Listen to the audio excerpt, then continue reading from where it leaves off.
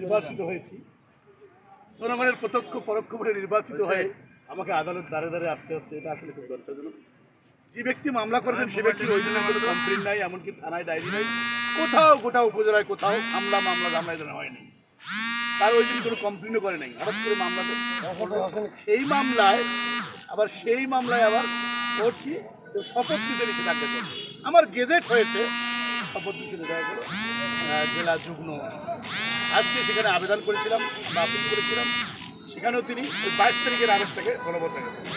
আমি তেমন কোনো সময় আমাকে হয়রানি করা হচ্ছে, এখানে আর অন্য কিছু। আপনি কত ভোটে আমি 833 ভোটে 833 ভোটে জয় হওয়ার পরে আপনাকে 813 যে মামলাটা করছেন, মানে এটা মামলার মেরিট ছিল পূর্ণ গণনা, কিন্তু পূর্ণ গণনার মধ্যে সেখানে শপথের বন্ধ করার কোনো ইখতিয়ার আছে বলে আমার কোনো কিছু মনে হয় না। তারপরেও কিন্তু আদালত দিয়েছে, আমি মেনে নিয়েছি। এই মামলাটা তো আপনার অ্যাকসেপ্ট হয়েছে কি হিসেবে গ্রহণ করছেন?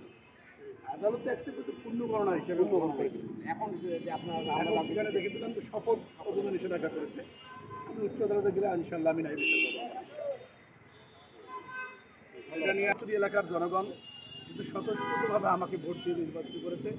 তাদের একটা চিন্তা আছে, এটা নিয়ে যে কোনো মুহূর্তে হয়তো তারা সাংবাদিক সম্মেলন এবং মানববন্ধন এ ধরনের করে মানে বলতেছে আমাকে বারবার। জনগণ সেখানে যে কোনো মুহূর্তে গঙ্গাচড়া উপজেলা এটা নিয়ে আন্দোলন হয়ে যেতে পারে।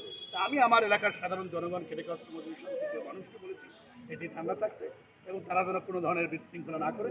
আইনের প্রতি যদি আমরা শ্রদ্ধাশীল, এটাকে বিশৃঙ্খলা না করে আমি উচ্চ আদালতের মাধ্যমে এখানে বসতে হবে, এতে কোনো সন্দেহ নেই। থ্যাংক ইউ, আপনাদেরকে সবাই ভালো থাকুন, সুন্দর থাকুন।